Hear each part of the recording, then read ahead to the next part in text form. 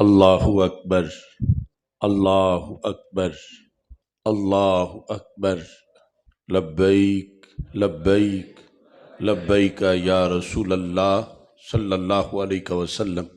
الحمد للہ رب العالمین، والصلاة والسلام علی خاتم النبیین سید الرسل و خاتم المعصومین وعلی آلہ واصحابہ اجمعین۔ مولاي صل وسلم دائما ابدا على حبیبک خیر الخلق کلہم۔ خدایا بحق بنی فاطمہ کہ بر قول ایماں کنی خاتمہ، اگر دعوتم رد کنی ور قبول، منو دست و دامان آل رسول صلی اللہ علیہ وسلم۔ رب ذوالجلال کے فضل اور توفیق سے آج حضرت محدث اعظم پاکستان قدس سر العزیز کے گلشن میں فیصل آباد پریس کلب کے اندر سنی کنونشن کا انعقاد کیا جا رہا ہے۔ سب سے پہلے جتنے شیوخ سٹیج پر پنڈال میں رونق افروز ہیں، بندہ ناچیز سب کا شکریہ ادا کرتا ہے۔ شیخ الحدیث حضرت مفتی محمد سعید قمر سیالوی صاحب، شیخ الحدیث مفتی محمد نذیر احمد سیالوی صاحب، شیخ الحدیث حضرت مفتی غلام مرتضیٰ عطائی صاحب، حضرت پیر سید فضل قدیر شاہ صاحب، حضرت مولانا محمد اشرف شاہ ترابی صاحب، حضرت پیر محمد امین اللہ نبیل سیالوی صاحب، دیگر تمام احباب کو رب ذوالجلال مزید عظمتیں عطا فرمائے۔ مولانا محمد حبیب اللہ سیالوی صاحب اور دیگر تنظیمی احباب نے تحریک صراط مستقیم، تحریک لبیک اسلام اور الغالبون کی طرف سے اس نہایت ہی شاندار اور جاندار کنونشن کا انعقاد کیا ہے۔ رب ذوالجلال ہم سب کی اس حاضری کو اپنے دربار میں قبول فرمائے۔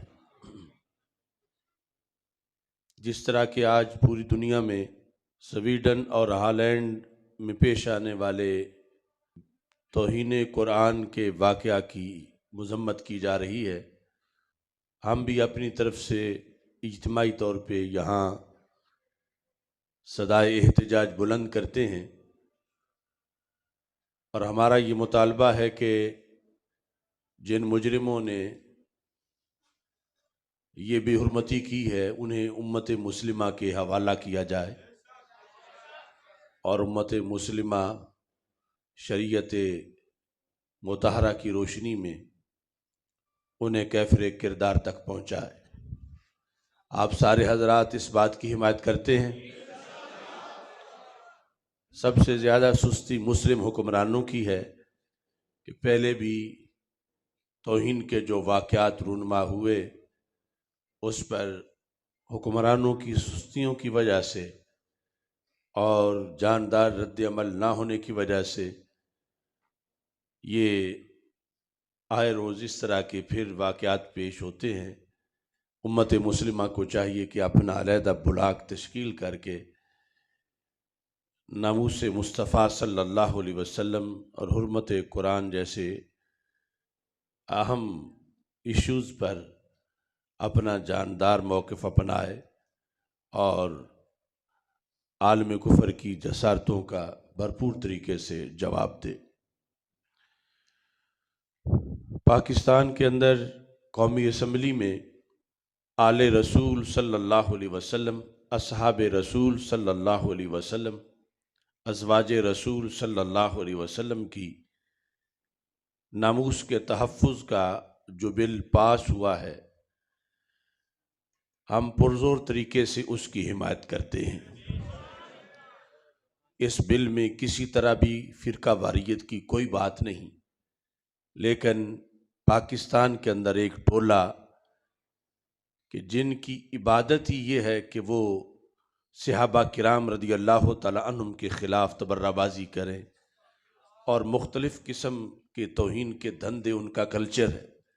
اور وہ چھپ چھپا کے یہ کرتے ہیں اور پھر بھاگ جاتے ہیں۔ پھر اس وقت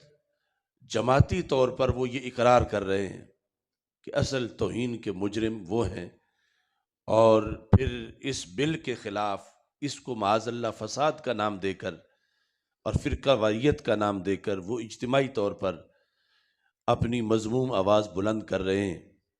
تو ہمارا حکومت پاکستان سے یہ مطالبہ ہے کہ ایسے شرپسندوں کا فوری طور پر محاسبہ ہونا چاہیے، اور بل نہ آنے میں پہلے ہی بڑی تاخیر ہو چکی ہے، اور اب یہ بل پاس ہوا ہے تو اصل مسئلہ اس کو نافذ کرنے کا ہے۔ جب یہ سزائیں نافذ ہوں گی تو پھر توہین کے ان واقعات کی روک تھام ہوگی، اور اس سلسلہ میں ہم سٹیج پر جو موجود علماء و مشائخ ہیں، اور یہ پریس کلب کے اندر یہ ایوان اہل علم و فضل کا بھرا ہوا ہے، ہم اپنی طرف سے حکومت پاکستان سے مطالبہ کرتے ہیں کہ اس بل کو نافذ کرنے کے لیے عملی طور پر اقدامات کیے جائیں، اور پاکستان کی فضا کو ہر قسم کی توہین سے پاک کیا جائے۔ توہین اہل بیت، توہین صحابہ رضی اللہ تعالیٰ عنہم، اور بھی دیگر جو مختلف طریقوں سے ہتھ کنڈے اپنائے جاتے ہیں، اور بطور خاص قرآن کی توہین کے بہت زیادہ واقعات اسی فرقے کی طرف سے رونما ہوتے ہیں۔ میری دعا ہے کہ رب ذوالجلال ہمارے اس ملک کو آشتی کا، تقدس کا، پارسائی کا اور امن کا گہوارہ بنائے۔ آج کا کنونشن 19 فروری کو مینار پاکستان پر جو آل پاکستان سنی کانفرنس انشاءاللہ منعقد ہوگی،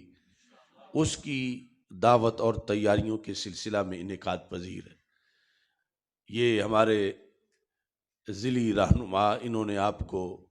دعوت پیش کی ہے، اور بندہ ناچیز بھی آپ سب کو اپنی طرف سے دعوت پیش کرتا ہے۔ کیا آپ نے یہ دعوت قبول کر لی ہے؟ اس کو آگے پھیلانا بھی ہے، اور اپنے سورسز کے مطابق اس پیغام کو عام کرنا ہے۔ شاید ہمارے مسلک پر اتنا سخت وقت کبھی بھی نہ آیا ہو جتنا اس وقت موجود ہے، اس واسطے کہ جب طبیب ہی مریض ہو جائیں، اور جب چوکیدار ہی معاذ اللہ چور کا کردار ادا کرنے لگے، تو پھر اس طبقے کو کتنی ضرورت ہوتی ہے اپنے تحفظ کی۔ تو ہمارا مسلک جو کہ اللہ کے فضل سے حقانیت میں مبنی ہے، قرآن و سنت کی خوشبو ہے، اور صفہ سے لے کر آج تک ہر دور میں جو صداقتوں کا ترجمان رہا ہے، اس وقت اس کی سرحدوں پر مختلف طریقوں سے شکوک و شبہات بڑی تیزی سے پھیلائے جا رہے ہیں۔ خارجیت اور ناسبیت کے حملے تو پہلے ہی بڑے تیز تھے، اب رافضیت اور تفضیلیت کی وجہ سے ہمارے مسلک کی سرحدیں ان پر ایک قسم کی آگ لگی ہوئی ہے، اور اس مسلک کو راکھ کرنے کے لیے معاذ اللہ بڑے بڑے باغبان جو ہیں وہ خزاؤں کے ساتھ معاہدے کر چکے ہیں۔ ایسی صورتحال میں ہمیں چند باتوں کی طرف بہت زیادہ توجہ کرنی چاہیے۔ اللہ کے فضل و کرم سے ہم اہل سنت و جماعت، اہل بیت اطہار رضی اللہ تعالی عنہم کی محبت کے بڑے فضائل بیان کرتے ہیں، جو کہ حکم ہے، جو حق ہے، جو مزید کرنا چاہیے۔ لیکن ہمیں محبت اہل بیت رضی اللہ تعالی عنہ کے فضائل کے ساتھ ساتھ اس محبت کے اللہ کے دربار میں مقبول ہونے کی شرطیں بھی بیان کرنی چاہیے۔ جس طرح نماز کی فضیلت تو اپنی جگہ ہے مگر اس کی شرائط اپنی جگہ ہے۔ آج چونکہ ایک طبقہ کہ جو اس محبت سے آشنا نہیں اور دعوے دار ہے، کچھ لوگ ہماری طرف سے بھی ان کو ہی آئیڈیل قرار دیتے ہیں، جس کی وجہ سے یہ سارا شر پیدا ہو رہا۔ تو ان کا جو طریقہ ہے وہ محبت شرائط محبت کے مطابق نہیں، وہ محبت نہیں، وہ بغاوت ہے شریعت سے۔ انہیں یہ مطلوب ہے کہ فضیلت تو بتائیں مگر شرائط نہ بتائیں تاکہ ان کا دھندا چلتا رہے۔ لیکن ہم اہل سنت و جماعت کو جہاں محبت اہل بیت رضی اللہ تعالیٰ عنہ کے ہم فضائل بیان کرتے ہیں، وہاں ان کی شرائط بھی بیان کریں جو ہمارے اکابر نے بیان کی، تو پھر دوسرا طبقہ خود بخود ان کا فتنہ ختم ہو جائے گا، اور ادھر ہمیں اس عمل کا پھر قیامت کے دن ثواب بھی ملے گا۔ اگر شرائط پیش نظر نہ ہوں تو یوں ہی ہے کہ جیسے کوئی شخص قبلے کی مخالف سمت منہ کر کے نماز پڑھتا رہے، یا کپڑے اتار کے پڑھتا رہے، یا بے وضو پڑھتا رہے، اور پھر توقع رکھے کہ مجھے ثواب ملے گا، تو یہ ہرگز ثواب کا وہ مستحق نہیں بنے گا۔ تو محبت اہل بیت کی شرائط صرف مسلک اہل سنت پر ہی پوری ہوتی ہیں، اور اس کے مطابق ہی یہ فریضہ سر انجام دیا جا سکتا ہے۔ ہمارے ہاں شرف صحبت کا جو بیان ہے، صحابیت کی جو عظمت ہے، اس کو مزید اجاگر کرنے کی ضرورت، چونکہ یہ ایک تلخ حقیقت ہے کہ اپنے پیروں کا، مشائخ کا درجہ بعض لوگ ایسے ہیں ہمارے ماحول میں کہ صحابیت سے زیادہ وہ اپنے پیر کے درجے کو سامنے رکھے ہوئے، جبکہ شرف صحبت ایسی چیز ہے کہ کائنات میں نبوت کے بعد کوئی شرف اس کی ہم پلہ نہیں۔ حضرت مجدد الفسانی رحمت اللہ علیہ نے بارہا اس چیز کی طرف وضاحت بھی کی، تشریحات کی، اور اس کے نکات بیان کیے کہ وہ ایسا شرف ہے جو دنیا میں اور کسی کو اب مل ہی نہیں سکتا۔ اور آج کوئی شخص جو حضرت امیر معاویہ رضی اللہ تعالیٰ عنہ کے خلاف یا دیگر کئی صحابہ کے خلاف بول رہا ہے، وہ یہ تو سمجھتا ہے کہ داتا صاحب کے خلاف بولیں تو جرم ہے، لیکن حضرت امیر معاویہ کے خلاف بولتے وہ فیشن سمجھتا ہے۔ کوئی شخص حضرت غوث پاک رضی اللہ تعالیٰ عنہ کے خلاف بولنے کو تو جرم سمجھ رہا ہے، یقیناً وہ جرم ہے، لیکن وہی شخص دوسری طرف حضرت ابو سفیان رضی اللہ تعالیٰ عنہ یا حضرت مغیرہ بن شعبہ رضی اللہ تعالیٰ عنہ کے خلاف بولنا بالکل آسان سا سمجھ رہا، جبکہ داتا صاحب اور یہ ولی ہزارہا ولی مل کر بھی کسی ایک صحابی کے شرف صحبت تک نہیں پہنچ سکتے۔ اور مجدد صاحب رحمت اللہ علیہ نے واضح لفظوں میں کہا کہ صحابہ میں ادنا تو ہے کوئی نہیں، لیکن درجے میں اگر آخری کوئی سمجھتا ہے کہ حضرت واشی رضی اللہ تعالیٰ عنہ جو سیدنا امیر حمزہ رضی اللہ تعالیٰ عنہ کے قاتل تھے، لیکن جب انہیں ہمارے آقا علیہ السلام نے قبول کر لیا، شرف صحبت یا تو سرکار نہ دیتے، جب سرکار دو عالم صلی اللہ علیہ وسلم نے دے دیا تو مجدد صاحب فرماتے ہیں انہیں پہلی گھڑی جو مرتبہ ملا، ایک گھنٹہ یا سال جو گزرا وہ تو بعد کی بات ہے، پہلے سیکنڈ میں وہ جس مقام پر پہنچے، فرمایا حضرت اویس کرنی آخری گھڑی بھی اس تک نہیں پہنچ سکی، حالانکہ وہ سید التابعین ہیں، کتنے بڑے ولی ہیں، ولایت کے عروج پر پہنچ کر بھی آخری گھڑی بھی وہ مرتبہ نہیں پا سکے۔ اس کا ایک انہیں خوشبو ملی ہے تھوڑی سی، جہاں حضرت واشی رضی اللہ تعالیٰ عنہ پہلی گھڑی پہنچ گئے۔ اصل یہ کمال ہے ذات رسول علیہ السلام کا کہ جن کی صحبت میں اتنا درجہ ہے اور اتنا بڑا مرتبہ و مقام ہے۔ تو آج ہمارے اہل سنت کے کلچر میں کئی طریقوں سے اس چیز کو اگنور کیا جا رہا ہے، اور اس کو دیکھا ہی نہیں جا رہا کہ یہ بات اوپر کہاں جاتی ہے، اور جس وقت شرف صحبت کو پیش نظر نہ رکھا جائے تو یہ کیسے ذات رسول علیہ السلام کی عظمتوں پر بھی جا کر ایک حملہ ہوتا ہے معاذ اللہ۔ اس بنیاد پر شرف صحابیت جو کہ ہمارے مشائخ نے اس کو بیان کیا اور ہمارے دین میں رائج ہوا، اور اس پر ہماری بقا اور دین کی حقانیت کے کئی ابواب ان کا مدار ہے، ہمیں وہ موضوع سخن بنانا چاہیے اور اس کو اچھی طرح بیان کرنا چاہیے۔ یہاں تک کہ حضرت شیخ شہاب الدین سہروردی رحمت اللہ علیہ نے یہ لکھا کہ حضرت مولا علی رضی اللہ تعالیٰ عنہ آپ کو نسبت قرابت بھی میسر ہے اور نسبت صحابیت بھی میسر ہے۔ اگر ان دونوں میں تقابل کیا جائے کہ ان دونوں میں سے شرف کس کا زیادہ ہے تو شیخ شہاب الدین سہروردی نے فرمایا کہ شرف صحابیت کا زیادہ ہے۔ یہ پہلو بھی اہل سنت و جماعت میں اس کو اجاگر کرنے کی ضرورت ہے۔ پھر کچھ لوگوں میں یہ دوڑ لگی ہوئی ہے کہ اگر شاید ہم اس طرح کر لیں تو ہمیں دوسرا طبقہ محب اہل بیت مان لے، تو یاد رکھیں ہمیں اپنا معاملہ اللہ اور اللہ کے رسول علیہ السلام کے ساتھ وہ صحیح رکھنا ہے اور اس کی طرف دھیان رکھنا ہے۔ وہ طبقہ ان سے اگر ہم چاہیں کہ وہ ہمیں محبت اہل بیت رضی اللہ تعالیٰ عنہ کا سرٹیفکیٹ دیں تو مجدد صاحب فرماتے ہیں اگر انہی کی طرح جہنمی نہیں بنو گے تو وہ محب تمہیں نہیں مانیں گے۔ اگر تم نے جنتی رہنا ہے تو وہ کبھی بھی تمہیں محب اہل بیت وہ نہیں کہیں گے۔ اور فرماتے ہیں گناہ اہل سنت ہم ہی اس، فرمایا محب تو ہم بھی بڑے ہیں اور ہمارا گناہ صرف اتنا ہے کہ ہم اہل بیت رضی اللہ تعالیٰ عنہم کی محبت کے ساتھ ساتھ سارے صحابہ کی توقیر بھی کرتے ہیں۔ کمی ہم میں کوئی نہیں، لیکن ہم جو توقیر کرتے ہیں اس کو انہوں نے کمی بنایا ہوا ہے، اور ہم توقیر چھوڑ نہیں سکتے، ہم تعظیم صحابہ چھوڑ نہیں سکتے۔ اگر ہم ان کی طرح تبرہ بازی کریں تو مجدد صاحب فرماتے ہیں پھر وہ تمہیں محب مانیں گے، تو پھر ایسا محب منوانے کی ضرورت کیا ہے کہ جو جہنم کا رستہ ہو۔ ہمیں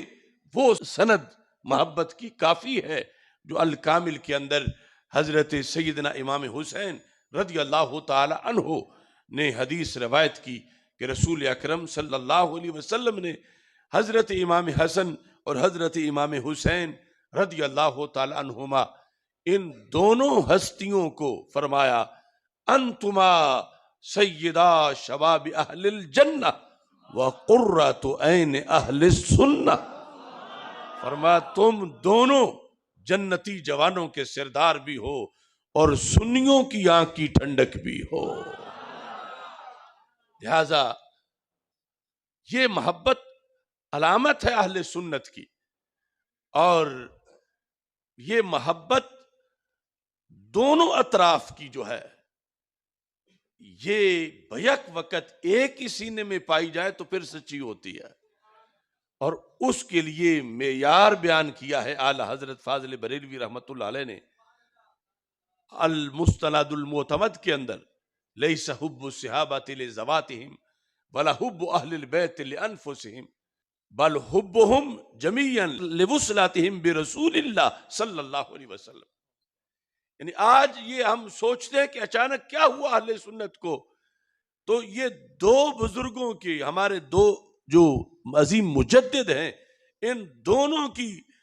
دو لائنیں اس وقت ہمارے سامنے معیار ہیں۔ جو ان سے بغاوت کر گئے ہیں وہ مسلسل گرتے جا رہے ہیں، اور آج بھی جو ان سے قائم ہیں اللہ کے فضل سے وہ صراط مستقیم پر ہے۔ چھوٹی سی بات ہے، فرض ہے محبت اہل بیت رضی اللہ تعالیٰ عنہ اور فرض ہے محبت صحابہ رضی اللہ تعالیٰ عنہ، لیکن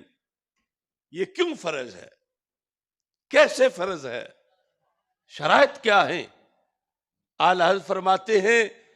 ان میں سے کسی کی محبت بھی، خواہ وہ آل کی ہو خواہ اصحاب کی ہو، وہ ان کی ذوات کی وجہ سے نہیں، سرور کائنات کی وجہ سے ہے صلی اللہ علیہ وسلم۔ لیس حب الصحابۃ لذواتہم ولا حب اہل البیت لانفسہم، ان کی وجہ سے نہیں، سرکار کی وجہ سے ہے۔ اور اگر ان محبتوں کو انہی کی وجہ سے مانا جائے، اس میں رسول پاک صلی اللہ علیہ وسلم کو دخل نہ دیا جائے اور وہ وسیلہ نہ مانا جائے، سرکار کے طفیل ان کو نہ مانا جائے، تو اگر صحابہ رضی اللہ تعالی عنہم کو ماننے میں ذات رسول علیہ السلام کو پیش نظر نہ رکھا جائے تو خارجیت بنتی ہے۔ اگر آل رسول علیہ السلام کو ماننے میں ذات رسول علیہ السلام کا وسیلہ نہ ہو تو رافضیت بنتی ہے، اور اگر دونوں کا ماننے میں ذات رسول کی وجہ سے مانا جائے تو پھر سنیت بنتی ہے۔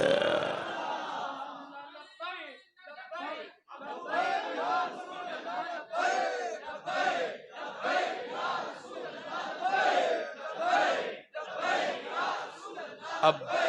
روزانہ اس طرح کی جو تقریریں ایک شعبے کی طرف سے ہو رہی ہیں، جن میں حضرت علی رضی اللہ تعالیٰ عنہ یا اہل بیت رضی اللہ تعالیٰ عنہم کو استقلالاً ماننے کی بات ہو رہی ہے، انہیں سرکار کے مقابلے میں باقاعدہ پارٹنر قرار دیا جا رہا ہے، انہیں رسول اکرم نور مجسم شفیع معظم صلی اللہ علیہ وسلم سے ہٹ کر بھی اللہ کی طرف پہنچانے والا ایک رستہ ہونے کا تصور دیا جا رہا ہے۔ تو مجدد الفسانی رحمت اللہ علیہ نے صرف اس کو ناجائز ہی نہیں کہا، اس کو عدم شریعت کہا، اس کو زندیقیت کہا، اس کو عین کفر کہا۔ تو کتنا فرق ہے کہ جو ہمارے بڑے تھے وہ اسے عین کفر کہیں اور آج والے اسے حب اہل بیت کہیں، اور بڑے جو ہیں اس کے مقابل میں حق بتائیں اور چھوٹے مقابل کو بغض اہل بیت کہیں، تو پھر یہ تطبیق کیسے ہوگی؟ تو ماننا پڑے گا حق وہی ہے جو ان ہستیوں نے بیان کیا، اور اسی پر قائم رہ کر آج سارے دین کو سمجھا جا سکتا ہے اور رہنمائی حاصل کی جا سکتی ہے۔ یہ اختصار سے لفظ مجدد صاحب کے سلسلے میں سن لیں، فرماتے ہیں اگر کسے محبت امیر را استقلالاً اختیار کند، امیر سے مراد ہے مولا علی رضی اللہ تعالیٰ عنہ، کہ اگر کوئی شخص حضرت مولا علی رضی اللہ تعالیٰ عنہ کی محبت کو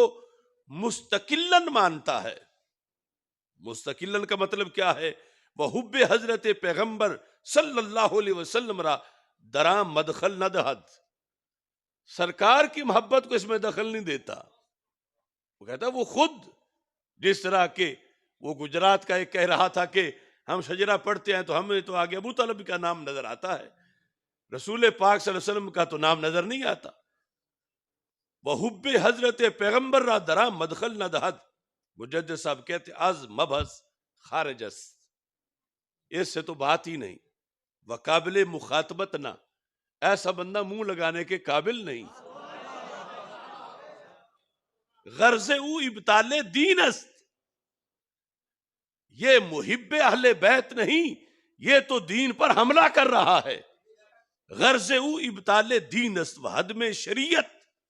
می خواہد کے بے توسط حضرت پیغمبر علیہ السلام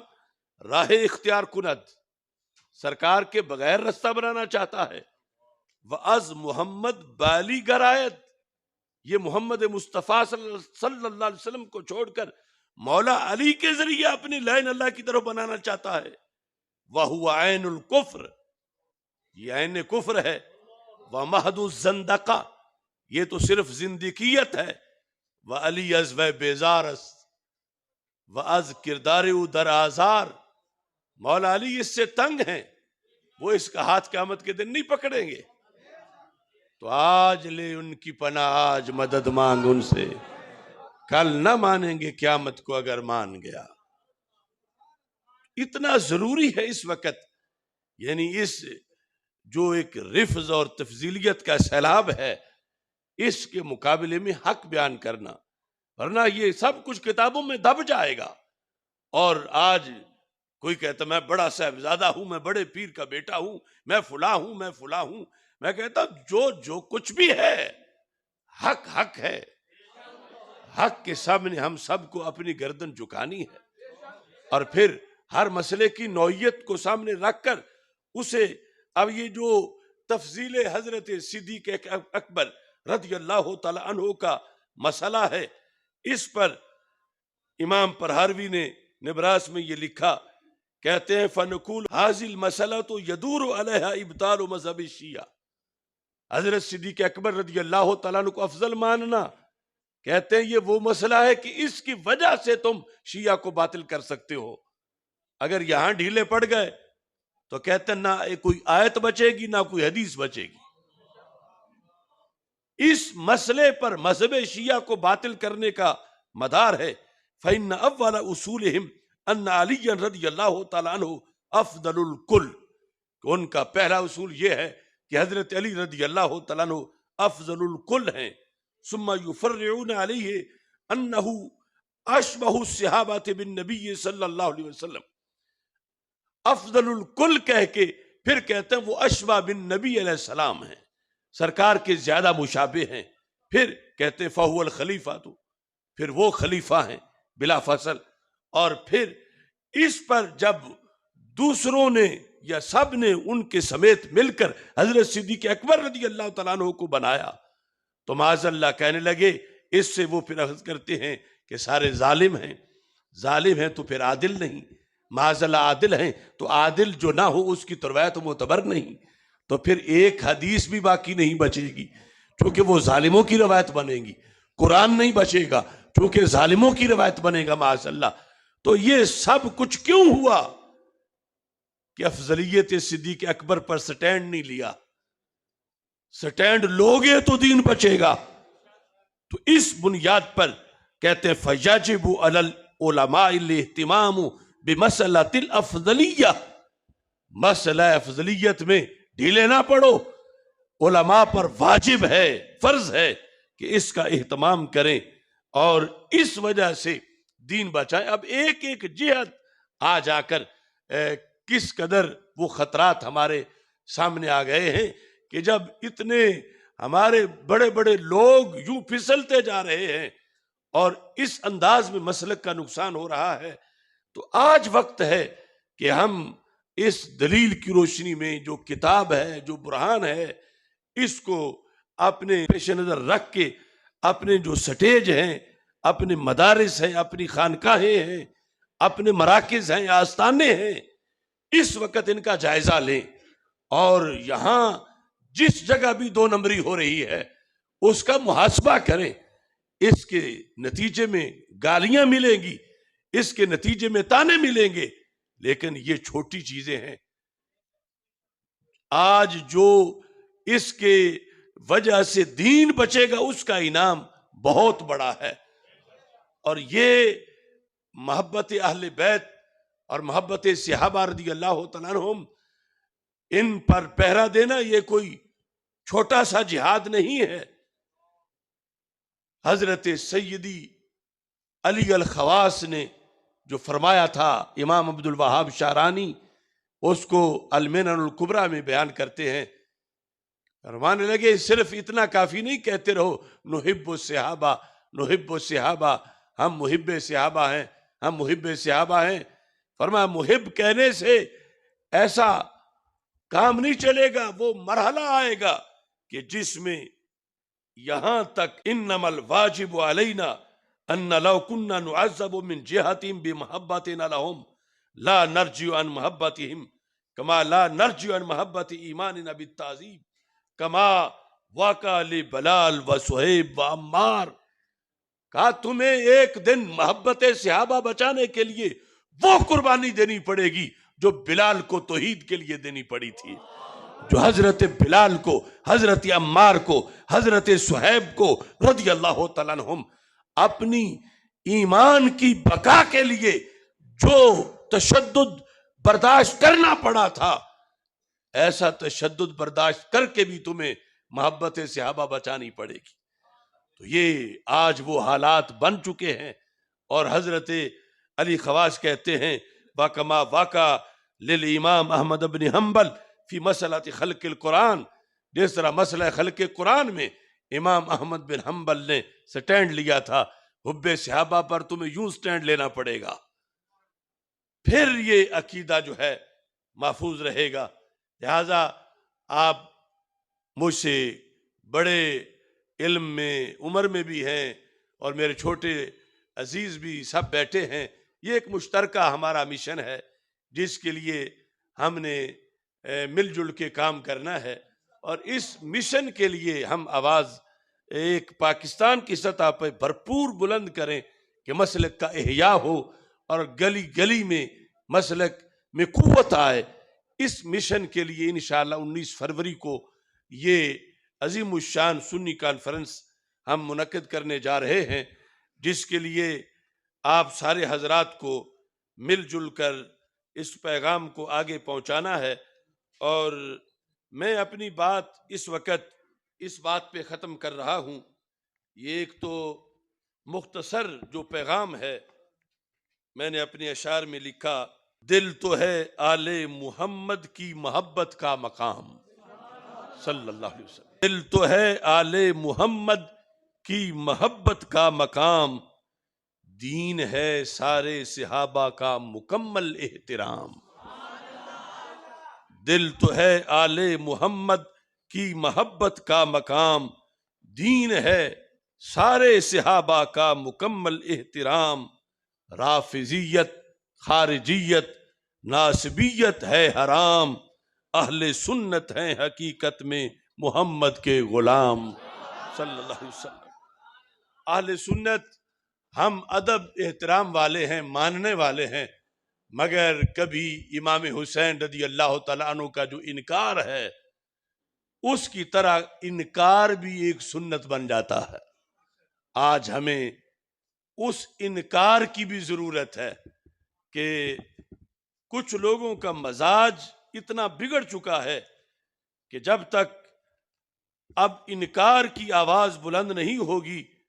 شاید ان کے خیال میں کوئی توجہ نہ ہو مسلک کی طرف، انہیں یاد نہیں کہ ان کے ابا جی کا مذہب کیا تھا، ان کے دادا جان کا انداز کیا تھا، اور آج صرف اس لیے کہ میری رگوں میں فلاں کا خون ہے اور اس کو بیان کر کے انہی کے متصادم باتیں کی جا رہی ہیں۔ اب ایک بندہ خمینی کی برسی جا کے پڑھتا ہو، اس کے منہ سے حضرت صدیق اکبر کی شان کیسے سنی جائے گی؟ کر رہے ہیں تجاوز جو انصاف سے، کر رہے ہیں بغاوت جو اسلاف سے، اہل سنت کے مسلک سے اوصاف سے، ایسے پیران کو ایسے انسان کو میں نہیں مانتا، میں نہیں مانتا۔ جس میں سچے عقائد سے انکار ہو، جھوٹ کی لغو و باطل کی بھرمار ہو، جس کے قائل پہ لعنت کی پھٹکار ہو، ایسی تحریر کو ایسی تقریر کو میں نہیں مانتا، میں نہیں مانتا۔ کس لیے میں ڈروں جھوٹے افکار سے،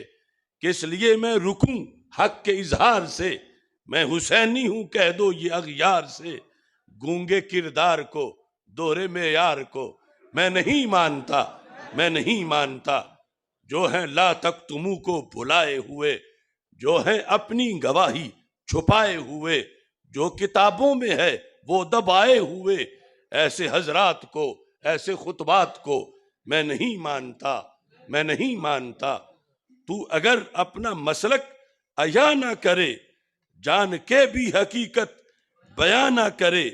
جو ہے دل میں وہ ورد زباں نہ کرے، ایسی تعلیم کو ایسی تنظیم کو میں نہیں مانتا، میں نہیں مانتا۔ جو ہیں باطل کو حق سے ملائے ہوئے، جو ہیں اعداء سے یاری بنائے ہوئے، جو ہیں مسلک پہ یورش کرائے ہوئے، ان کے مضمون کو ایسی معجون کو میں نہیں مانتا، میں نہیں مانتا۔ جو ہے اغیار کے ورغلائے ہوئے، جو ہے اسلاف کا دل دکھائے ہوئے، اپنے آبا کا رستہ بلائے ہوئے، ایسے پدران کو ان کے اعلان کو میں نہیں مانتا، میں نہیں مانتا۔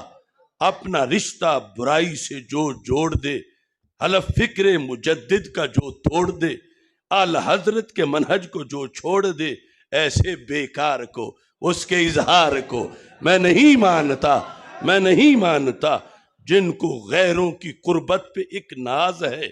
جن کا شیوا حقائق سے اعراض ہے، جن کے لہجے میں غیروں کی آواز ہے، ان کے انعام کو، ان کے پیغام کو میں نہیں مانتا،